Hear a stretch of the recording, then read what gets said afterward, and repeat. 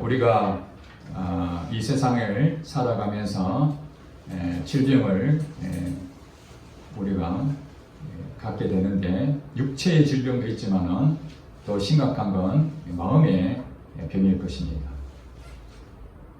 무엇인가 하려고 하지만은 잘 안 될 때 마음 따로 몸 따로 그렇게 말하죠.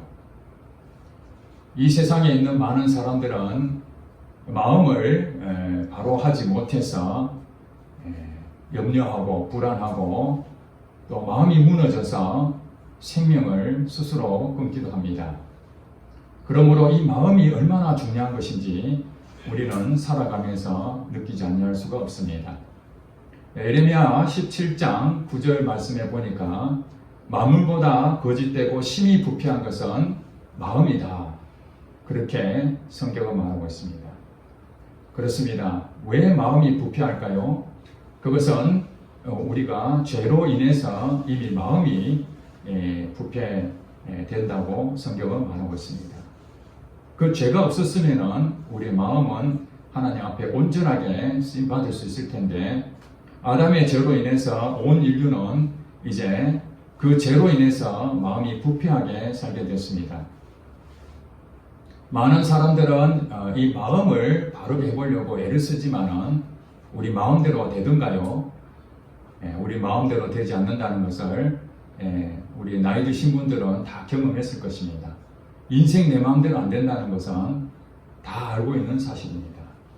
자, 그렇다면 우리는 이 마음을 바로 가져야만 우리의 중심을 가지고 이 세상에서 복을 받을 수가 있습니다. 어떻게 해야 우리의 마음을 바로 세울 수 있는가? 그것은 우리의 노력으로 될 수가 없습니다. 많은 종교들이 사실은 마음을 잘 다스리기 위해서 수행하고 명상하고 또 자기 몸을 확대해 가면서 수련을 해 나가지만은, 그러나 우리 마음을 지킨다는 것, 우리 마음을 바르게 한다는 것은 매우 어려운 일입니다. 답은 한 가지밖에 없습니다. 예수 그리스도이십니다. 예수 그리스도만이 우리의 마음을 바꾸실 수 있는 유일한 분이심을 믿으시기 바랍니다.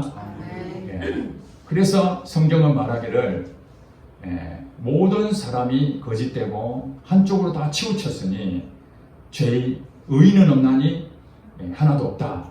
모든 사람이 다 죄인이다, 그렇게 고백하면서 그걸로 끝나는 것이 아니라 예수 그리스도를 믿기만 하면은 우리는 거듭난다, 새 마음을 주신다. 부패한 이 죄의 모습의 이 마음을 그대로 그것을 떼우고 개선하고 그렇게 하는 것이 아니라 그것을 다 버려버리고 새로운 마음을 주신다는 것입니다. 우리 차를 타면은 타이어가 있습니다. 처음에 그 새 걸 샀을 때는 정말 좋죠. 그러나 시간이 지나면서 또 관리를 잘 못하면은 그 타이어가 점점 낡아지고 결국에는 그것을 타고 더 이상 안 될 때 어떻게 합니까? 그걸 고칠 수가 없죠. 빵꾸 나는 걸 몇 번 떼우기도 하지만은 결국에는 이제 닳아서 자칫하면 큰 사고가 일어나기 때문에 새 타이어로 교체를 하는 것입니다. 그런 것처럼 우리 마음이 이미 부패해서 따를 대로 따른 이 타이어처럼 우리 마음이 죄로 부패한 것을 다시 아무리 인간이 노력하고 종교를 만들어서 그것을 회복하려 하더라도 그것은 임시 방편일 뿐이라는 거예요. 성경에서 말하는 것은 하나님께서 이 세상에 그 아들을 보내셔서 우리의 새 마음을 주시려고 이 땅에 오셨다는 것입니다. 누가 이 새 마음을 얻으시느냐? 예수님을 영접하는 자, 예수님을 믿는 자가 새 마음을 얻게 된다는 것입니다. 예수님을 믿는다는 것은 지식으로 믿는 것이 아닙니다. 성경에 나와 있는 예수님의 그 모든 것들을 우리가 성경을 통해서 다 알 수가 있습니다. 예수님이 누구시니까? 하나님의 아들이시고 그리스도시고 주인이십니다. 우리가 예수님을 믿는다는 것은 그동안 살았던, 내 마음대로 살았던, 내가 주인이었던 내가 이제 죽고 다시 거듭나서 주님을 나의 주인으로 모시는 거기서부터 시작이 되는 것입니다. 그래서 회개라는 것이 있죠. 회개. 죄를 누이친다. 이걸 회개라고 할 수 있지만은 내 마음이 내 마음대로 살아가서 내 마음에 병이 있던 것을 하나님 앞에 그것을 적나라하게 솔직하게 고백하고 내 마음대로 살았고 내가 주인으로 살았던 것을 고백하고 주님 앞에 주님이 나의 주인이십니다. 이렇게 고백하는 것이 회개한다는 것입니다. 그러면 우리는 회개하고 새 마음을 얻게 되면은 당연히 따라오는 것이 있는데 그것이 변화라는 변화. 우리 마음이 새로운 마음으로 점차 변화되는 것입니다. 고린도후서 4장 16절에 그렇게 말합니다. 우리의 겉사람은 낡아지나 우리의 속사람은 날로 새롭도다. 여기서 겉사람은 우리 육체적인 그런 부분을 의미한다면 우리 세월이 흐르면 어떻게 됩니까? 점차 우리 역시 쇠약해지고 낡아지죠. 외모를 자꾸 우리는 가꾸려고 그러죠. 그러나 세월은 그것을 거스릴 수가 없습니다. 우리가 아무리 젊어지려 하더라도 여러분 저를 보실 때에 20대로 보입니까? 그 사람 보고 미친 사람이라고 그러죠. 제 나이는 아무리 외모를 가꾼다 하더라도 10년 이상 젊어 보이기 쉽지 않습니다. 그러나 외모가 아니라 우리의 마음이 날마다 새롭게 변화될 수 있다는 이게 희망이죠. 그래서 외적인 것을 가꾸는 것도 다른 사람들의 혐오감 주지 않고 좋은 이미지 때문에 자기 좋은 것을 인정받기 위해서 외모를 가꾼다면 우리의 속마음, 속사람 이것도 날마다 새롭게 가꾸어 가야 되는 것이죠. 그래서 우리는 이 마음이 얼마나 중요한지 하나님께서 사울왕이 잘못해서 그걸 피하시고 새로운 왕을 이제 기름 부으려고 사무엘에게 지시한 곳으로 보냅니다. 첫째 아들이 보니까 굉장히 준수하게 생겨서 이 사람이 왕이 되겠구나. 그러니까 하나님께서 사무엘상 16장 7절에 그렇게 말합니다. 사람은 외모로 보거니와 하나님은 중심을 보시도다. 그렇게 말씀했습니다. 우리 사람은 외모를 자꾸 가꾸는 이유가 외적인 것을 먼저 보기 때문에 그 마음을 모르잖아요. 그런데 하나님은 무엇을 보신다고요? 외모를 보는 것이 아니라 중심을 보신다. 하나님께서는 우리가 새 마음을 갖느냐 아니면 예수를 믿지 않고 예전의 마음을 갖느냐 그것이 하나님 굉장히 중요하게 생각하십니다. 그래서 우리 신체적인 그런 키가 크니 몸이 말랐니 이런 부분에 대해서 하나님이 보시는 것이 아니라 너의 마음이 어떤가? 너의 마음이 부패하고 너 마음대로 산 것이 마음에 병이 있다는 것은 너가 알고 있느냐?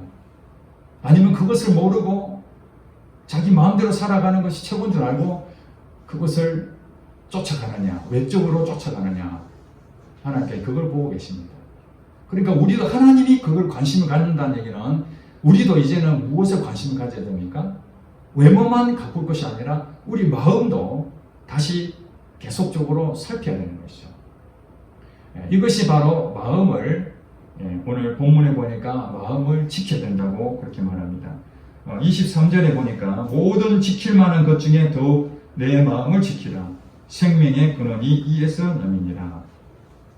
이 세상에 살면서 지킬 것이 얼마나 많습니까? 사람과 사람 사이에 약속을 합니다. 그 약속도 지켜야 되죠. 신뢰를 줄 수 있기 때문에. 또 우리가 이 세상에 법규가 있습니다. 그 법규를 어기게 되면 벌을 받게 되죠. 그것도 우리가 잘 지켜야 됩니다. 또 가정을 지키려면 또 문을 잠궈야 되죠. 도둑이 들어오지 못하도록 방비를 해야 됩니다. 그래서 그것을 지키는데 그 중에서 지킬 것이 굉장히 많은데 그 중에 가장 중요한 게 무엇이라고요? 마음을 지키라. 마음을 지켜라. 그것은 왜 그러냐면 바로 뒤에 설명해 놨습니다. 왜 마음을 지켜야 될 것인가? 그것은 생명의 근원이 이에서 납니다. 마음이 무너지면 다 무너지는 거예요. 마음이 무너지면 다 무너지는 거예요. 소망을 잃어버리면 살 소망이 없으면 의욕이 없어지는 거예요. 어려워서 힘든 것이 아닙니다. 아무리 어려워도 내 마음이 딱 붙고 나면은 절대 쓰러지지 않습니다. 마음이 포기해버리는 거죠. 절망을 가져오고 모든 걸 다 포기해버리면은 끝나는 거죠. 생명에 그 연결되어 있어요. 마음과. 마음을 지키지 못하면은 생명은 언제든지 잃어버릴 위험이 있다. 그렇게 말합니다. 자, 오늘 잠언은 누가 썼습니까? 솔로몬 왕이 있었습니다. 이 잠언의 전체적인 부분이 솔로몬이 많죠. 다른 부분도 있지만은 오늘 본문에 무릇 지킬 만한 것 중에 더욱 내 마음을 지키라. 이렇게 고백했던 솔로몬 왕이 어떤 사람입니까? 사무엘상을 여러분들이 보시고 또 사무엘하를 여러분들이 보시면 사무엘하가 이제 솔로몬 시대가 열리죠. 그때 다윗 왕을 이어서 솔로몬이 하나님께 구한 게 있습니다. 하나님, 이 백성들을 어떻게 내가 재판을 해야 될지 걱정스럽습니다. 하나님 도와주세요. 그래서 하나님께 뭘 구했습니까? 지혜를 구했죠. 지혜. 하나님이 그 마음의 중심을 보시고 흡족하게 생각했습니다. 하나님이 뭘 보신다고요? 중심을 보신다. 그 마음에. 백성을 사랑하는 마음. 하나님은 이스라엘 백성들을 사랑해서 그들을 하나님 자녀로 선택하셨잖아요. 그러니까 왕은 이 백성을 잘 다스리는 것이 하나님 마음입니다. 여기 서 있는 목사는 성도 여러분, 양들을 하나님 마음으로 사랑하고 늘 살펴야 됩니다. 그 마음을 주실 때에 하나님께서 은혜도 주시고 능력을 주시고 역사하시는 것이죠. 이 솔로몬이 그 일을 한 거예요. 그러니까 솔로몬은 하나님을 지혜로운 왕으로서 하나님의 은혜를 받았던 사람이었습니다. 자, 은혜 받았던 사람들, 바로 여러분도 저도 은혜 받았던 사람들이죠. 마음이 부패했던 우리들이 예수 그리스도를 믿음으로 이제 새로운 사람으로, 새 사람으로 거듭났습니다. 이제 우리는 어떻게 해야 된다고요? 이제 새 마음으로 날마다 새로운, 이 마음이 날마다 새로워져야 되는 것이죠. 솔로몬이 어떻게 했습니까?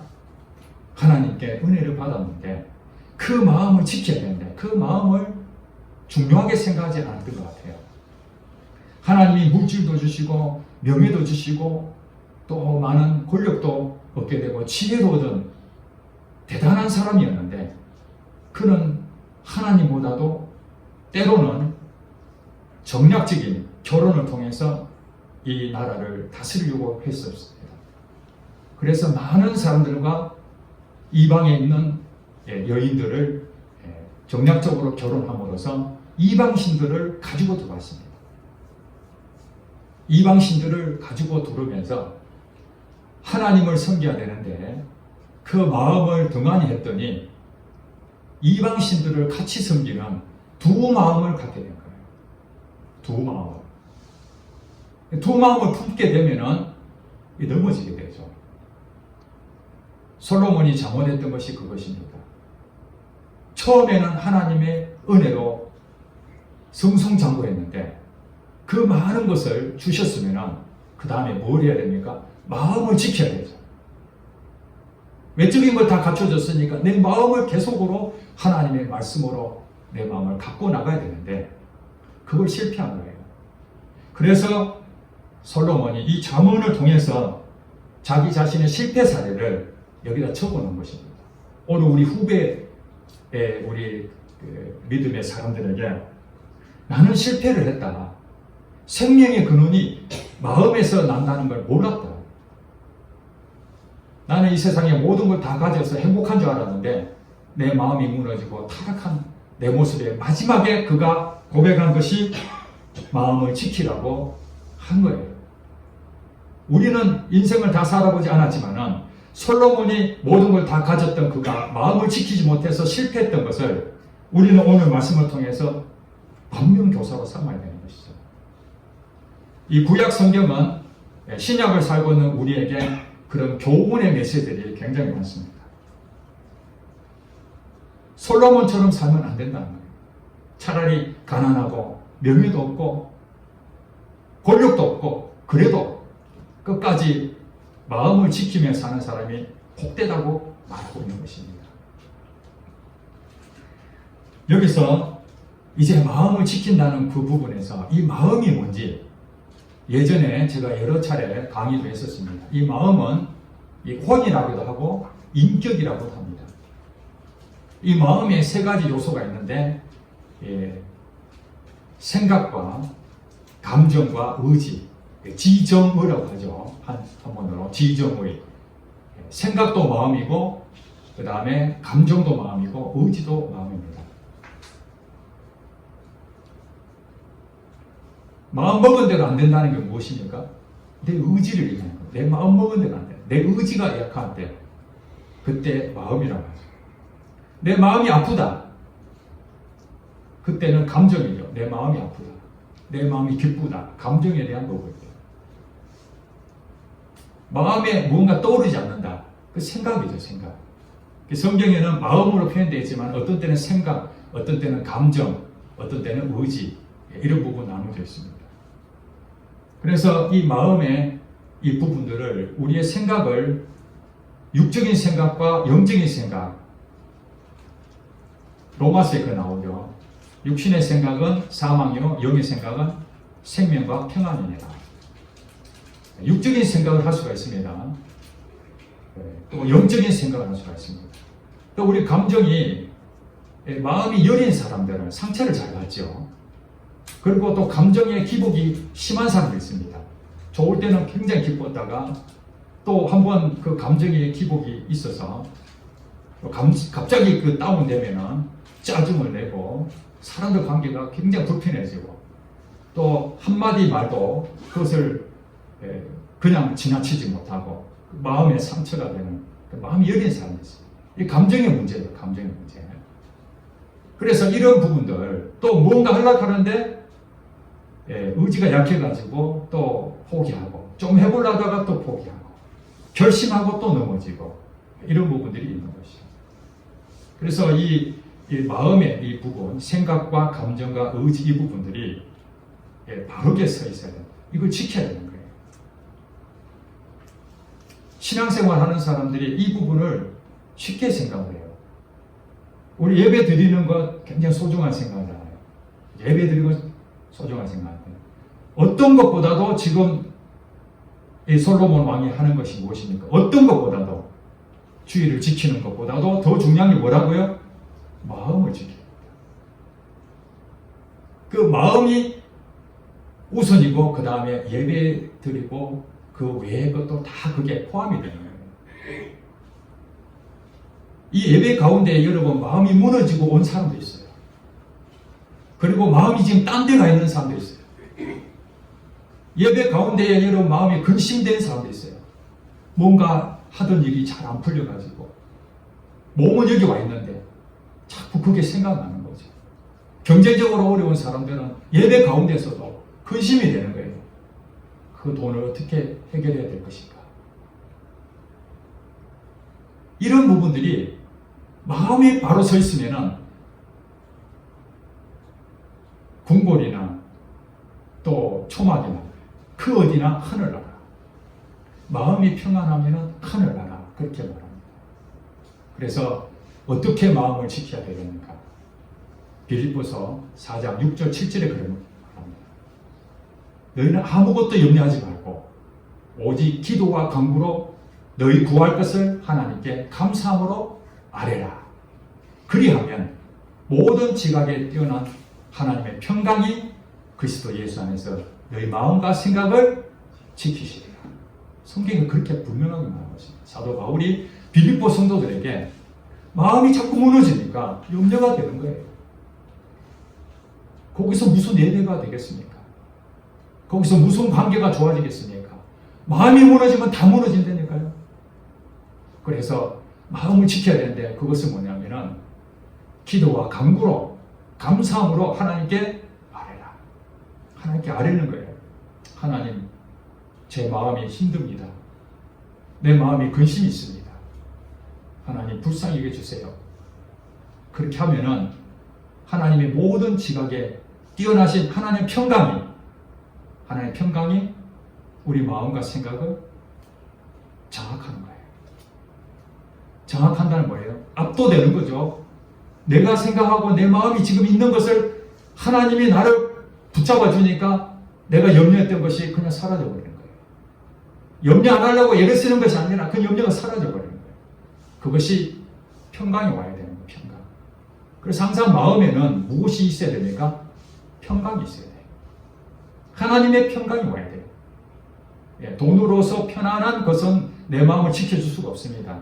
여러분 경험했지 않습니까? 돈이 많다고 내 마음을 지켜줄 수 있습니까? 그렇지 않습니다. 하나님의 평강만이 나를 지켜줄 수 있는 것이죠. 그래서 하나님께서 예수님을 믿는 자에게 하나님의 영, 예수의 영이신 성령님을 우리 안에 보내신 거예요. 성령님 우리 안에 거하시면 우리가 함께 있기 때문에 염려할 것이 없다고 성경이 말하고 있지 않습니까? 우리는 뭐예요? 믿어야 되는 거예요. 우리가 할 일은 믿는 거예요.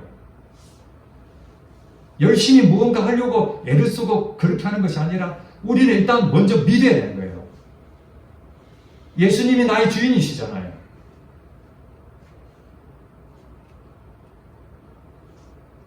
주인이 모든 걸 다 하시는 거예요. 종은 주인이 하라는 대로 하면 되는 것이고 마음이 편안하게 잠을 자지요. 내일 부도가 나더라도 직원은 걱정 안 합니다. 물론 이 회사가 무너지면 또 새로운 일자를 찾아야 된다는 그런 부분이 있지만 돈 걱정은 안 한다 이 말이에요. 누가 걱정합니까? 사장이 걱정하죠. 내일 부도 날 건 잠을 못 자는 건 사장이지 직원은 그 돈 걱정은 안 해요. 우리 인생에 대한 책임은 하나님이 다 책임진다고 말씀했어요. 우리가 걱정하지 않아야 됩니다. 그것이 마음을 지키는 거예요. 마음을 지킨다는 것이 미리 도둑이 들어올 것을 대비해서 우리가 담을 만들고 문을 잠가 놓잖아요. 그것이 바로 지킨다는 거죠. 보호한다는 의미죠. 그런데 집을 단속을 안 하고 그냥 문 대문 활짝 열어놓고 그러면은 대부분 그렇게 말하죠. 너 가지고 있는 거 다 도둑이 훔쳐가면 어쩌려고 문을 다 열어놨어? 똑같아요. 우리 마음도 지키지 않으면은 사단, 이 어둠의 세력들이 우리 마음을 노략질하러 들어온다니까요. 그 틈을 노리고 들어옵니다. 세상에 대해서 다 끊었는데 다시 세상으로 가게끔 만들죠. 내가 잘못된 습관들을 다 끊어냈는데 하나님 새 마음을 주셔가지고 거듭나서 이제 새로운 마음으로 가는데 사단이 끊임없이 그 마음을 놔버리니까 다시 옛날 습관으로 하는 자기 모습이 보이죠. 그게 마음이 다 무너진 거예요. 무너져 버렸어요. 그래서 우리는 외모를 가꿀 때 어떻게 해야 됩니까? 거울을 보죠. 거울을 보면서 무엇이 묻었구나. 매일매일 확인합니다. 공주병에 걸린 사람 거울을 더 많이 확인하죠. 방금 봤는데 또 보고 왜? 자기 자신에 대해서 계속적으로 몸을 관리하려고 계속 봅니다. 이걸 지키는 것이죠. 마음도 마찬가지입니다. 마음에도 거울이 있는데 그 거울을 계속 이렇게 봐야 됩니다. 내 마음이 지금 문제가 무엇인지, 돈을 함부로 쓰고 있는 건 아닌지, 텔레비 앞에 앉아서 시간이 남으니까 그걸 보고 있으면 채널에 요즘 많이 나오는 게 무엇입니까? 홈쇼핑. 홈쇼핑이 얼마나 많이 있습니까? 저도 가끔씩 이렇게 보면은 정말 꼭 사고 싶어요. 예, 후기를 보면은 그거 사면 안 되는데 그 순간적으로는 혹해서 사고 싶어요. 마음을 지키지 않으면은 이 경제적인 부분도 함부로 낭비하게 됩니다. 시간도 마찬가지입니다. 시간도 마음을 지키지 않으면은 내가 하루 종일 어디에서 뭘 했는지 저녁이 되면은 아무 생각도 없죠. 그걸 하루, 일주일, 한 달, 1년 살면은 내 1년 동안 도대체 뭘 살았지? 어떻게 살아온 것이야? 여러분이 지금 있는 이 시간은 5년 전에, 4년 전에, 3년 전에, 2년 전에, 1년 전에 여러분들이 살았던 것 그대로 지금 오늘이 반영이 되는 거예요. 여러분들 미래에 정말 제대로 살기를 원한다면 지금 바꾸셔야 됩니다. 그래야 1년 뒤에, 2년 뒤에, 3년 뒤에 여러분 삶이 바뀌어져요. 그리고 지금 아무것도 마음을 지키지 못하면 여러분들은 끊임없이 무너진 상태로 계속 가게 되는 거예요.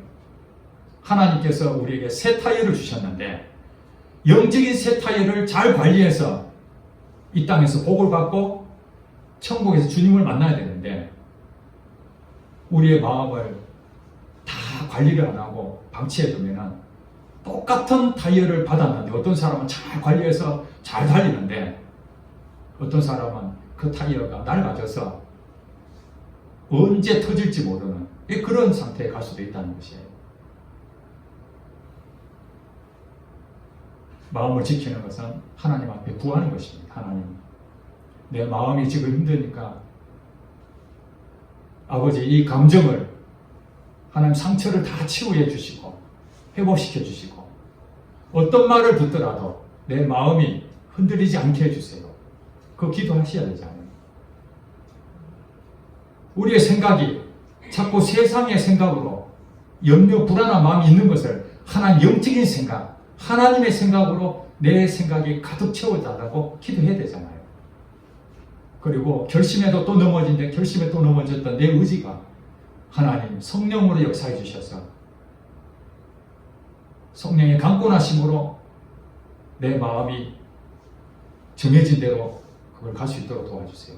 그래서 우리는 마음을 지킨다는 것은 이 뜻을 정하는 것이죠. 좋은 사례가 있죠. 좋은 사례가.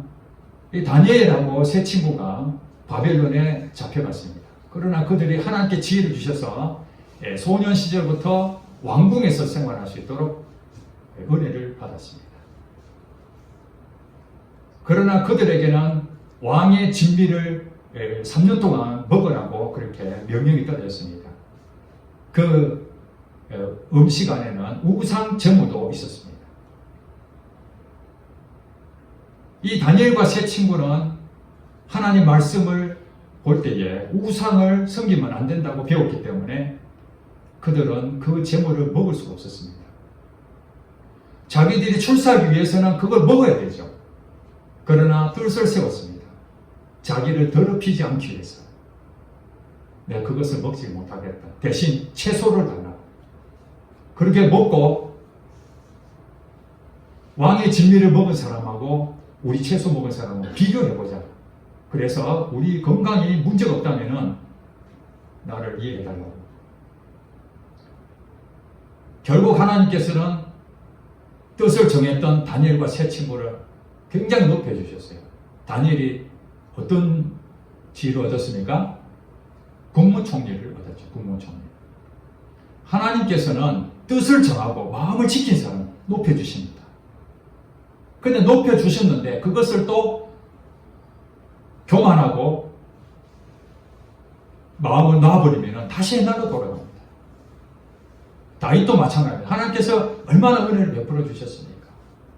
왕 될 수도 없는 마지막 8번째 왕이 아들이었는데 하나님이 그 마지막 8번째 다윗을 왕으로 삼으셨습니다.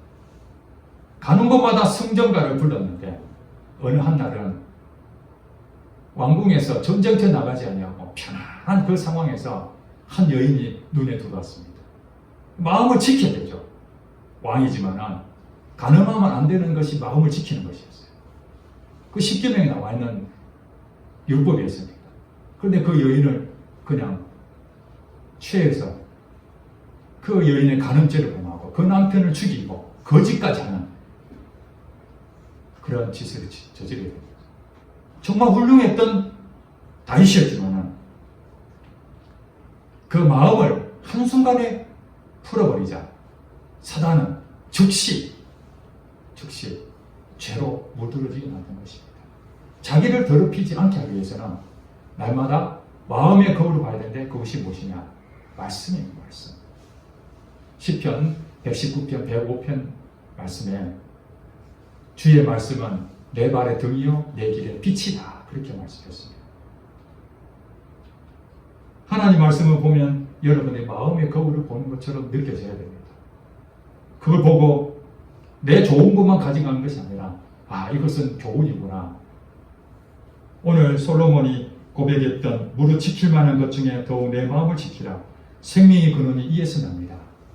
성경을 통해서 또 오늘 선포하는 이 메시지를 통해서 그렇구나. 내가 그동안 마음을 안 지킨 것이 무엇이지?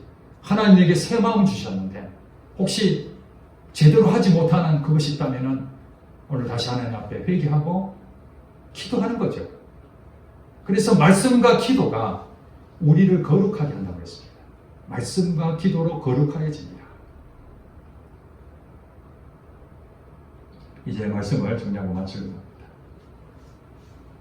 우리 힘으로 마음을 지킬 수가 없습니다. 결심해보지만 또 넘어집니다. 그러나 두려워할 필요가 없습니다. 넘어지는 걸 두려워하지 않아야 됩니다. 왜냐하면 우리 인간은 연약하기 때문에 마음은 온유로되 육신이 연약하여.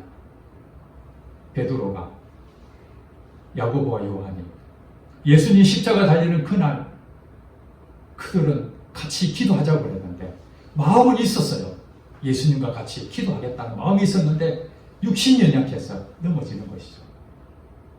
그랬던 베드로가 하나님의 영이 부어져서 성령에 충만해지니까 하루에 3번씩 정기적으로 마음을 정하여 기도하기 시작했습니다. 그래서 그 이후에 베드로는 성령에 충만한 삶으로 하나님의 놀라운 일을 감당했습니다. 우리가 말씀과 기도에 함께 우리 하자고 우리 교회에서 끊임없이 말씀하고 있습니다. 쉬운 일이 아닙니다. 말씀과 기도를 한다는 게 쉬운 일이 아닙니다. 그러나 우리가 어떻게 해야 된다고요? 뜻을 정해야 됩니다. 그래도 오늘 하루 못 읽었지만 내일 되면 다시 성경을 뜻을 정하고 그 말씀을 통해서 내 마음의 거울로 비추어서 계속적으로 기도하고 그러다 보면은 우리도 모르게 성령님의 도우심으로 우리의 마음이 자꾸 가꾸어지고 1년 뒤에 여러분들의 마음이 얼마나 평강이 오는지 모를 것입니다. 5년 뒤에는 그동안의 근심 걱정도 이제는 다 사라져버리고 하나님의 역사심을 경험하게 될 것입니다. 하나님은 그걸 주시기 원하십니다. 누구를 믿어야 됩니까? 예수 그리스도를 믿는 길밖에 없습니다. 우리는 새 마음을 받았습니다. 새 마음을 아직 받지 못한 사람은 예수 그리스도를 나의 주인으로 믿기만 하면 하나님께서 즉시 새 마음을 주실 것입니다. 새 마음을 받은 사람은 우리의 마음이 이제 날마다 변화가 되어야 됩니다.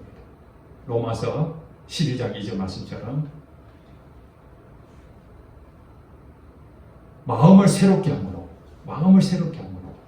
변화를 받아 하나님의 선하시고 기뻐하시고 온전한 뜻이 무엇인지 분별하라. 이제 마음이 변화가 되면 여러분 딱 분별력이 생기게 됩니다. 능력이 오게 됩니다. 그럼 사단이 나를 공격한다 할지라도 그게 다 보입니다. 여러분 장수들은 적이 들어오는 걸 눈에 다 보기 때문에 전략을 다 짜는 것이죠. 그게 장수 아닙니까?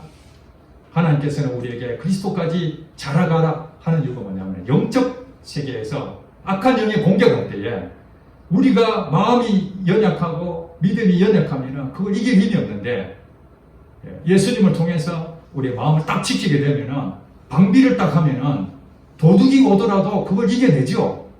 이미 다 준비를 다 해놨으니까. 방패막이를 다 해놨으니까. 바알에게 무릎 꿇지 않는 7,000명의 용사는 바로 마음을 지킨 사람이었다는 거예요. 여러분, 지나간 것은 어쩔 수가 없습니다. 넘어지더라도 다시 일어서서 오늘 안 되면 또 다시 일어서서 주님 앞에 기도하고 또 다시 말씀 앞에 서고 말씀이 능력이 될 것이고 기도가 능력이 될 것이기 때문에 그렇습니다. 말씀과 능력을 통해서 말씀과 기도를 통해서 여러분 능력을 얻고 마음이 굳건하여 하나님 나라에 크게 쓰임받는 여러분 되시기를 주의 이름으로 축복합니다. 기도하겠습니다.